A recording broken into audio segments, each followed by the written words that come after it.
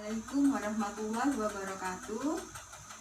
Saya Ardi Sulistiawati dari SMKN Duduk Sampean Gersik. Pada kali ini akan menyampaikan materi tentang DPTM. Apa itu DPTM? DPTM adalah dasar perancangan teknik mesin. Di mana pada materi ini kalian semua akan saya ajak untuk mengeksplor apa sih dasar perancangan teknik mesin itu.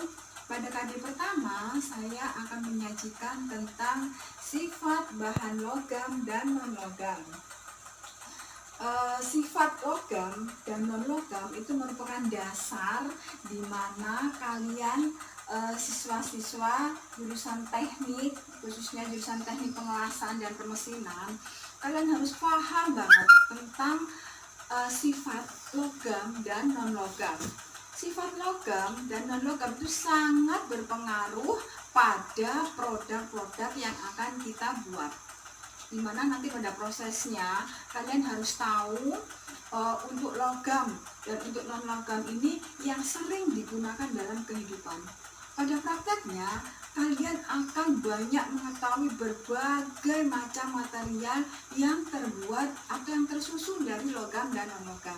Contoh misalnya pada kalian semua yang di jurusan teknik pengelasan, yaitu yang namanya elektroda, ya, ada yang namanya tabung gas LPG, kemudian ada mesin las. Di situ nanti akan Bu Arni gambarkan, akan dijabarkan dan dilanjutkan dengan sharing bersama tentang sifat-sifat logam dan non logam. Kenapa harus kita pelajari? Supaya kalian lebih paham, lebih mengenal, lebih familiar, sehingga kalian bisa memilah, oh kalau benda ini terbuat dari logam fungsinya untuk ini, kemudian untuk yang non logam mempunyai sifat ini digunakan untuk ini.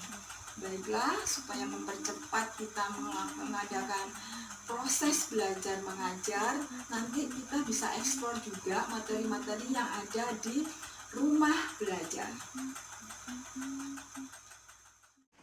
Bismillahirrahmanirrahim. Assalamualaikum warahmatullahi wabarakatuh. Anak-anakku yang sangat-sangat ibu banggakan, pada pagi ini Bu Arni akan memberikan pelajaran tentang mata pelajaran DPTM, di mana DPTM itu adalah kepanjangan dari Dasar Perancangan Teknik Mesin. Pada kali ini Bu Arni akan menyampaikan bab pertama dari pelajaran dasar perancangan pemesinan, yaitu sebelumnya kalian perlu ketahui bahwasannya DPTM atau dasar perancangan teknik mesin merupakan rumpun bagian dari teknologi dan rekayasa.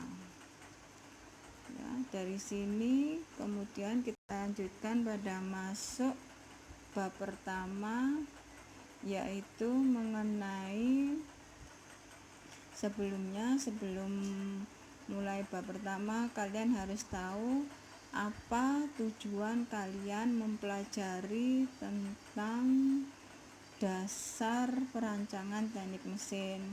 Kemudian nanti akan kita sharing bersama-sama untuk kalian mengetahui bahwasannya pada bab pertama ini yang akan kita bahas tentang logam dan non logam. Kemudian berikutnya yaitu jenis-jenis bahan logam dan non logam. Selanjutnya di sini akan Bu Arni paparkan tentang apa itu sifat unsur logam dan non logam. Ya, di sini kalian cermati, kemudian kalian bisa tulis nanti.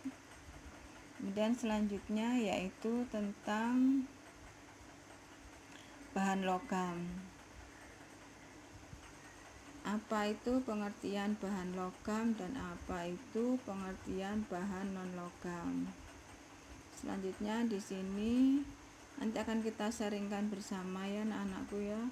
Kemudian selanjutnya di sini adalah logam dapat dibagi dalam beberapa golongan. ada 5 golongan, yaitu logam berat, logam ringan, logam mulia, dan logam refraktori. Kemudian yang terakhir adalah logam radioaktif. Ini ya, jadi kalian perlu benar-benar memahami, membaca apa sih yang dimaksud dengan logam dan non logam. Sini akan Bu Arni paparkan. Kemudian selanjutnya yaitu cara penggunaan logam dalam kehidupan sehari-hari. Sebelum kalian mengetahui bagaimana cara penggunaan logam dalam kehidupan, kalian harus tahu dulu apa itu sifat-sifat logam, kemudian sifat-sifat non logam. Ya. Kemudian selanjutnya di sini ya. Bahan non logam itu banyak juga digunakan dalam kehidupan sehari-hari. Misalnya belerang dengan simbol kimianya yaitu Su, sulfur ya. Dalam industri belerang itu digunakan sebagai campuran pupuk, kemudian kertas, cat, plastik, bahan sintetis yang akan dikelola sehingga nanti digunakan atau sebagai bahan campuran untuk obat-obatan dan lainnya. Kemudian yang tak kalah pentingnya yaitu bahan non logam yaitu fosfat, di mana fosfat itu digunakan sebagai bahan utama pembuatan pupuk fosfat. Ya, itu yang harus kalian ketahui. Kemudian selanjutnya di sini Bu Ani terangkan tentang bahan-bahan teknik yang menggunakan logam dan non logam. Bahan logam itu ada logam fero dan ada logam non fero. Kemudian bahan non logam di sini ada bahan alam dan bahan tiruan. Ya. Nanti kalau lebih jelasnya kalian bisa mencari di Google, itu akan lebih jelas. Dan di sini ya yang dimaksud dengan bahan logam dalam teknik itu ada baja, ada aluminium, ada tembaga, ada nikel, ada timah putih ya. Ini Bu Arni hanya berikan sekilas tentang bahan-bahan tersebut. Kemudian selanjutnya di sini ada baja. Baja sangat-sangat diperlukan dalam dunia teknik karena baja adalah jenis logam yang banyak dipakai khususnya dalam kaitannya dengan pengelasan. Baja yang paling banyak dan yang umum digunakan itu adalah baja karbon. Ya, nanti karbonnya itu disesuaikan dengan komposisinya. Kemudian selanjutnya di sini adalah penggunaan bahan logam dan non logam. Contohnya dalam kehidupan sehari-hari yang sering kalian lihat dengan jelasnya ya. Ini kalian bisa melihat sebelumnya itu logam-logam itu dalam dunia pengelasan akan ini.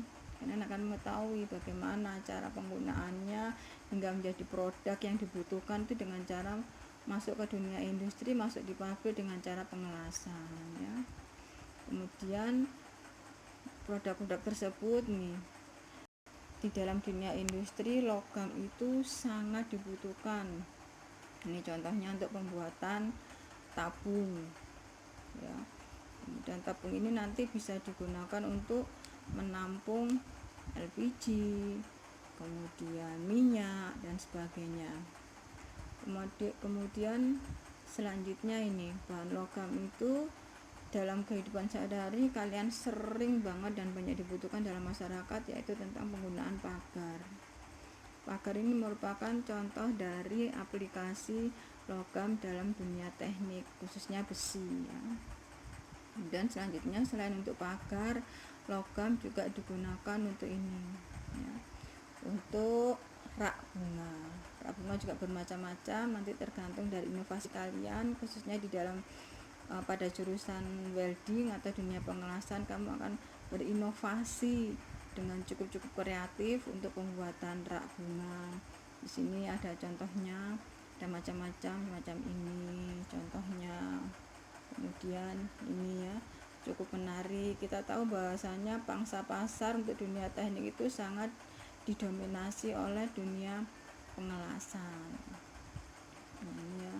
Jadi sebelum kalian membuat produk, kalian harus merancang dulu nanti akan Bu Arin bimbing seperti kakak kelas kalian. Ini yang sudah naik ke kelas 12 ya. Ini di sini masuk bengkel tuh ya. Kemudian itu tadi produk-produk tentang bahan logam dan logam yang dihasilkan dari jurusan teknik pengelasan pada mata pelajaran dasar perancangan teknik mesin. Sangat-sangat terkait ya. Itu tadi gambaran sekilas tentang bahan logam dan non logam, bagaimana prosesnya hingga pada produk penggunaan dalam kehidupan sehari-hari ya. Kita adalah warga SMK yang bisa hebat, siap kerja, santun, mandiri, dan kreatif ya. Demikian paparan literasi yang singkat dari Bu Arni tentang apa itu DPTM, terkhusus pada bab atau kompetensi dasar bahan logam dan logam. Untuk selanjutnya kita sharing dulu. Dari sharing itu mungkin kalau ada pertanyaan nanti akan kita diskusikan bersama ya. Selanjutnya kita berkelompok, membentuk kelompok kecil-kecil, nanti kita sharing, kemudian hasil dari sharing itu kita diskusikan bersama. Oke ya anak-anakku, silakan membentuk kelompok. Kita mulai. Assalamualaikum warahmatullahi wabarakatuh. Yang pintar, kalian tadi sudah melihat paparan dari materi-materi yang saya berikan pada Prezi, dari mulai pengertian, kemudian sifat-sifatnya, sifat logam dan sifat non logam, kemudian jenis-jenisnya itu apa, hingga sampai proses pembuatannya, sampai pada produk-produk tersebut yang digunakan dalam kehidupan.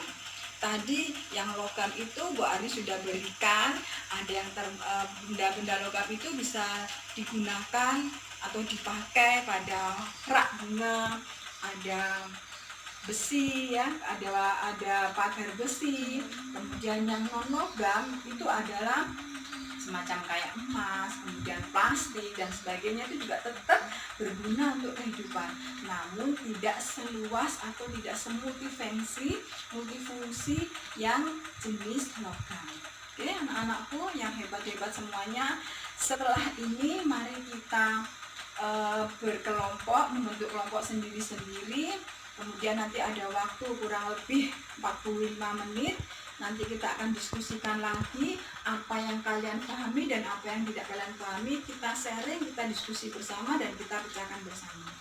Oke anak-anak yang hebat semua, saya tutup dulu pengantar materi ini. Nanti akan kita lanjutkan di pertemuan berikutnya. Kalau ada pertanyaan yang sekiranya kalian tidak mau mengangkat tangan karena mungkin sungkan sama saya, kalian bisa menulis, nanti kita akan diskusikan bersama. Begitu ya anak-anak hebat semuanya. Billahi taufiq wal hidayah. Wassalamualaikum warahmatullahi wabarakatuh.